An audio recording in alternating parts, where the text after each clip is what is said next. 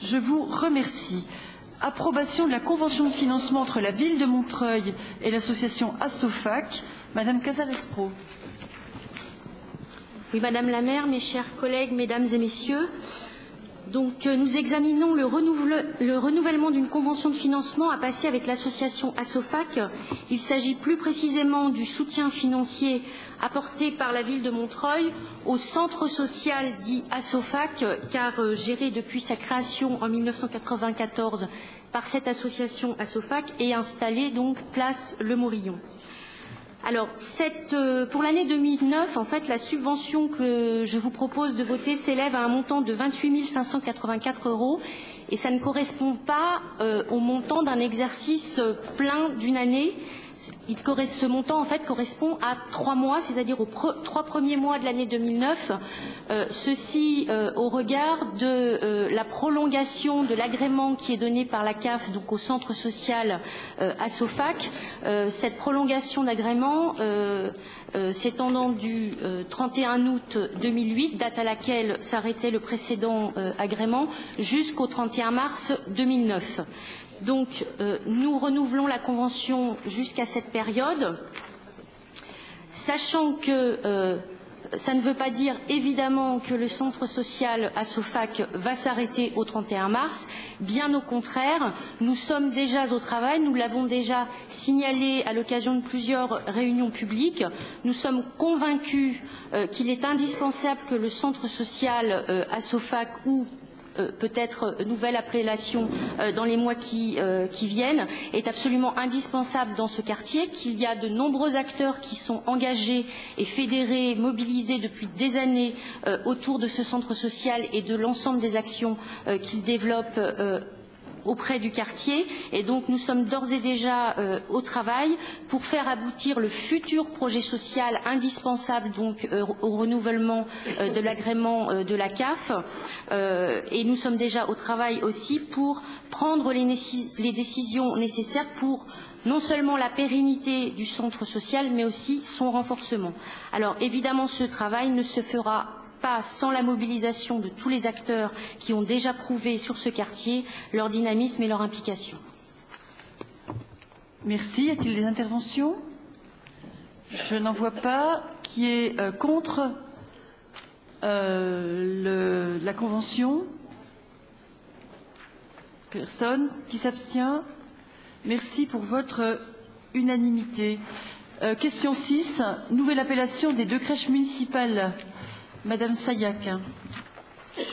Madame la maire, mesdames, messieurs, chers collègues, je voulais vous présenter donc cette délibération qui concerne le nouvelle appellation des 2 nouvelles crèches. 2 nouvelles crèches donc qui ne sont pas des nouvelles crèches puisque ce sont des rénovations pour Les Pins et pour Églantine.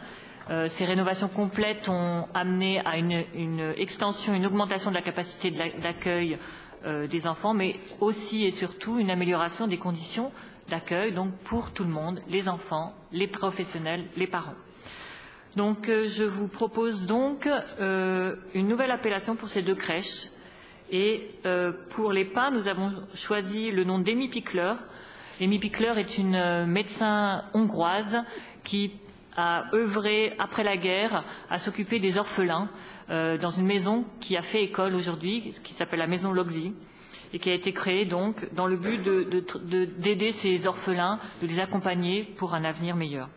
Son approche éducative et médicale a été encore aujourd'hui une approche qui a porté ses fruits, la notion d'adulte référent, de référent, et encore une notion qui vit encore aujourd'hui dans nos crèches. Pour Églantine, nous avons choisi Myriam Makeba, que tout le monde connaît, chanteuse de nationalité sud-africaine, qui a été faite citoyenne d'honneur française en 1990 et qui a toujours milité pour une Afrique unie et qui, jusqu'à sa mort, a défendu les causes auxquelles elle croyait. En conséquence, je vous demande, chers collègues, que le Conseil municipal prenne les décisions suivantes. Article 1. Approuve la nouvelle appellation de la crèche Les Pins, qui portera désormais le nom de Amy Pickler. Article 2. Approuve la nouvelle appellation de la crèche Églantine, qui portera désormais le nom de Myriam Makeba. Merci. Merci, mesdames et messieurs. Y a-t-il des interventions? Madame Atia. C'est bon, Monsieur Bolossi? Oui, outre le fait que je me félicite que les deux coups partis dans ces crèches trouvent un nom, juste une question. Sur comment s'est fait ce choix? Ça a été fait avec les parents, les équipes de direction, enfin les gens du quartier. Voilà, c'était une question que je voulais savoir. Alors, les noms, en fait, la volonté de changer les noms correspondait à une volonté liée à la rénovation. Pour choisir ces noms, j'ai consulté les services et ensemble, nous avons travaillé à trouver des noms. Ces deux noms nous ont été proposés. Amy Pickler était un nom qui avait déjà été proposé pour les appellations précédentes. Il n'avait pas été retenu. Donc j'ai adhéré à ce nom car le travail de Amy Pickler était vraiment un travail remarquable. Quant à Myriam Makeba, ma foi, au moment où on était en train de discuter de ces nouvelles appellations, Myriam Makeba est morte. Donc pour nous, ça a été une façon de lui rendre hommage. Voilà, tout simplement. Et donc ça a été fait avec les services. Les conseils de quartier n'ont pas été sollicités. Mais il est vrai que les équipes avaient une mauvaise expérience de cette consultation fictive par rapport aux autres nouvelles crèches. Merci. Bon. Non, c'était juste, si je peux me permettre, c'est fictive, c'est juste le mot fictif. Je ne contestais d'ailleurs pas le choix, entendons-nous bien. Je demandais juste comment ça a été fait. Et je voudrais qu'on me dise, fictif, de quoi parlons-nous? Voilà. Non, convenons que le conseil de quartier peut avoir légitimité à désigner le nom d'une maison de quartier, mais pour ce qui concerne les crèches, c'est pas forcément évident. Donc, ni le nom Églantine ni le nom Lépin n'avaient été fixés à l'issue d'une large consultation démocratique. Il nous avait semblé qu'à l'occasion de l'inauguration de bâtiments dédiés à la petite enfance, un effort avait été fait pour diversifier les profils, rendre compte de l'engagement de pédagogues, et notamment de femmes pédagogues. Et donc le nom d'Amy Pickler, qui inspire encore aujourd'hui beaucoup d'éducateurs, s'est imposé de lui-même. Quant à l'idée de rendre hommage à Myriam Makeba, c'était à la fois donc une grande artiste, une grande militante dans une ville qui revendique sa diversité, sa mixité sociale, qui a eu tendance au fil du temps à saluer l'engagement de bien des grands hommes. L'idée de saluer en écho à la tâche de Nelson Mandela sa compagne de lutte nous a semblé assez naturel. Ça reçoit un bon écho chez les parents, mais c'est vrai qu'au moment où on en a discuté avec les services, et notamment avec les équipes qui étaient destinées à travailler dans ces crèches, les familles n'avaient pas encore été choisies, et donc elles n'ont pas été consultées pour ce motif. Y a-t-il d'autres interventions? Monsieur Brard. Simplement, Madame la sénatrice Maire, une précision par rapport à ce que vous disiez.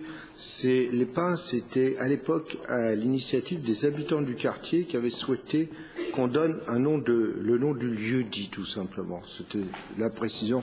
Et il n'y avait pas de conseil de quartier à l'époque, ça n'existait pas. Donc c'est dans une réunion publique où c'est venu, et la municipalité de l'époque avait ratifié cette proposition qui était plutôt une proposition thématique, c'est-à-dire que les habitants souhaitent qu'on restitue à l'occasion, ce qui n'est pas du tout contradictoire avec donner des noms de personnes, aussi, si j'ose dire, la topographie et l'histoire de la ville, puisque nous avons la chance d'avoir des cartes de la ville qui remontent au XVIIe siècle. Merci. Je mets aux voix cette délibération, s'il n'y a plus de demande de parole, qui est pour les nouvelles appellations des deux crèches municipales. Merci. Qui est contre? Personne. Qui s'abstient? La délibération est acquise à l'unanimité. Merci, mesdames et messieurs.